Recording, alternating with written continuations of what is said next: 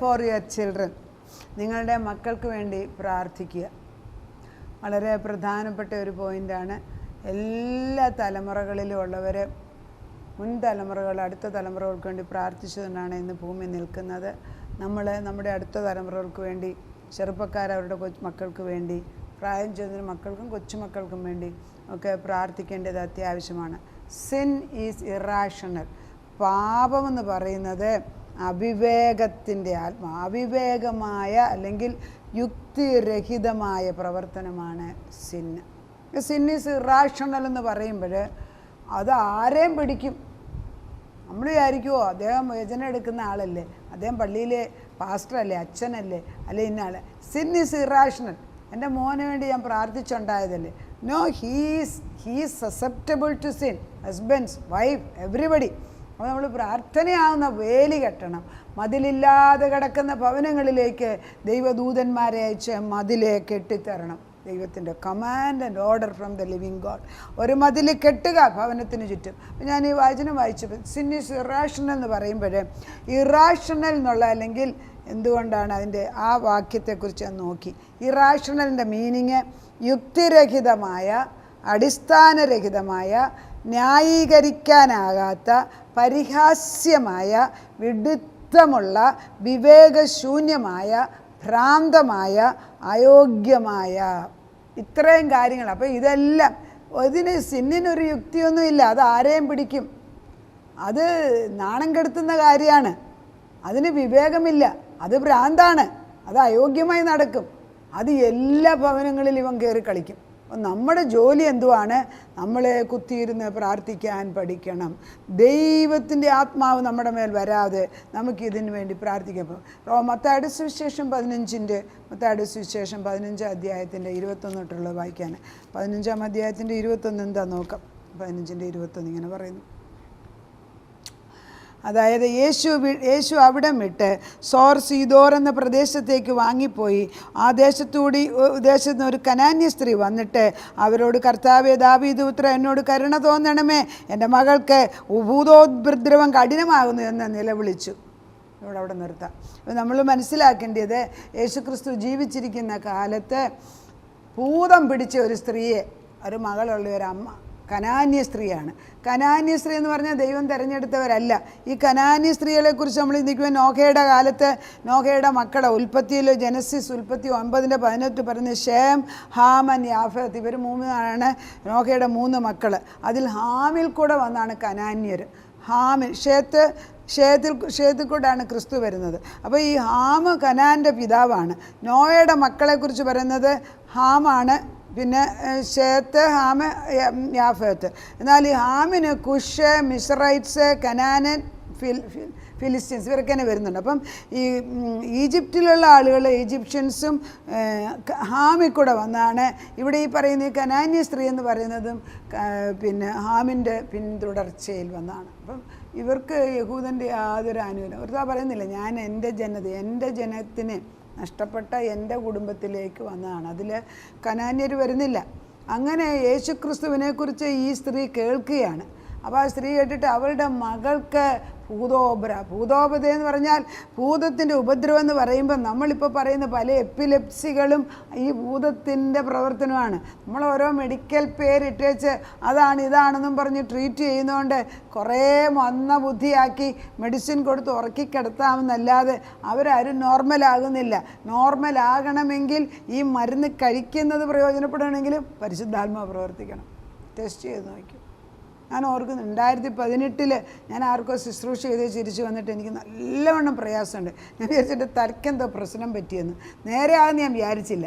ശരിയാണ്, ഹോസ്പിറ്റലിൽ പോകേണ്ടി വന്നു, അതുപോലെ പ്രയാസം വന്നു. പക്ഷേ ഐ നോട്ടീസ് ദാറ്റ് ആ സമയങ്ങളിലെല്ലാം രാത്രിയിൽ ദൈവം എഴുന്നേൽപ്പിച്ചിട്ട് സങ്കീർത്തനം 18, സങ്കീർത്തനം 27, സങ്കീർത്തനം ഇങ്ങനെ ഓരോ സങ്കീർത്തനം 106, ഇങ്ങനെ ഓരോ 103 ഇങ്ങനെ പറഞ്ഞ് പല പ്രാവശ്യം പറഞ്ഞു കഴിഞ്ഞാലേ എനിക്ക് ഉറക്കം വരത്തുള്ളൂ. ഞാനിങ്ങനെ സിറ്റിംഗ് റൂമിൻ്റെ നടുക്കൂടി ചിലൻ്റെ ചുറ്റും ഇങ്ങനെ നടന്ന് പറയാം.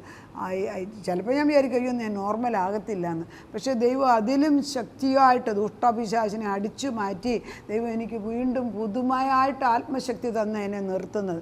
പറയുന്നത് മനസ്സിലാക്കേണ്ടത്, പിശാച് ഏത് തരത്തിലും നമ്മളെ ഉപദ്രവിക്കാൻ വരുമ്പോൾ, നമ്മുടെ കുഞ്ഞുങ്ങളെ ഉപദ്രവിക്കാൻ വരുമ്പോൾ വചനമാകുന്ന വാളെടുത്ത് വെട്ടാൻ നമ്മൾ പഠിക്കണം. ഈ സ്ത്രീക്ക് വചനത്തിൽ കൂടെ അവൾ മനസ്സിലാക്കിയല്ല, അവൾ നേരിട്ട് കേട്ടു യേശു എന്ന ഒരാൾ ഇവിടെ വന്നിട്ടുണ്ട്, ആ യേശുവിൽ കൂടെ അതിശയങ്ങൾ നടക്കുന്നു. അവൾ ഉടനെ ചിന്തിച്ചു ഈ യേശു ആരാണ്. അവൾ പലരും ശ്രദ്ധിച്ചു കാണും. അതുകൊണ്ടാണ് അവൾ യേശുവിൻ്റെ അടുക്കൽ അവൾ വന്നേച്ച് ഭൂതബാധയുള്ള കൊച്ചിനെക്കുറിച്ച് ചിന്തിച്ച് വേദനിച്ചിട്ട് അവൾ യേശുവിൻ്റെ അടുക്കൽ വന്നേച്ച് ദാവീദ് പുത്ര എന്നൊരു വിളിയാണ് വിളിക്കുന്നത്.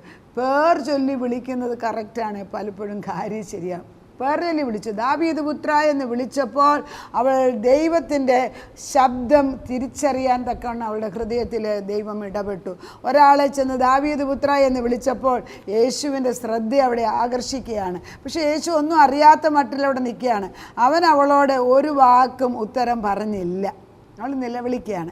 അവളുടെ നിലവിളി അത്രമാത്രം വലുതായിരുന്നു. അവളുടെ കൂടെ ഉണ്ടായിരുന്ന ശിഷ്യന്മാർ, അതായത് 13 പുരുഷന്മാരെ ഒന്നിച്ച് ഇവൾ ഫേസ് ചെയ്യാണ്. യേശു ക്രിസ്തുവും 12 ശിഷ്യന്മാരും. 12 ശിഷ്യന്മാർക്കും കഴിവില്ല. അപ്പോൾ പിന്നെ അവൾ യേശുവിൻ്റെ അടുക്ക തന്നെയാണ് ചോദിക്കുന്നത്. അപ്പോൾ ഈ ശിഷ്യന്മാർക്ക് നാണം കേടല്ലേ, അവർക്കൊന്നും ചെയ്യാനൊക്കത്തില്ല, യേശുവും ചെയ്തില്ലേ, അവർക്കും കൂടെ നാണം. അപ്പം അവരെന്നിട്ട് യേശുവിൻ്റെ അടുക്കെന്ന് പറയുന്നു, അവൾ നമ്മുടെ പിന്നാലെ നിലവിളിച്ചു കൊണ്ട് വരുന്നു, അവളെ പറഞ്ഞയക്കണമേ എന്ന് അവനോട് പറഞ്ഞു. അതിനവന് അയ്യോ അവളെ പറഞ്ഞു വിടാം, അല്ലെങ്കിൽ ഇതിങ്ങനെ ശല്യം പുറകെ നടക്കുന്നത്, അങ്ങനെയാണ് അവർ ഉദ്ദേശിച്ചത്. അന്ന് ദൈവം പറഞ്ഞ എന്താണ്? യേശു പറയുകയാണ്, ഇസ്രായേലിൻ്റെ കാണാതെ പോയ ആടുകളുടെ അടുക്കലേക്കല്ലാതെ എന്നെ അയച്ചിട്ടില്ല, എന്നെ അയച്ചിരിക്കുന്ന ഇസ്രായേൽ ജനതയ്ക്ക് രക്ഷിക്കാനാണ്.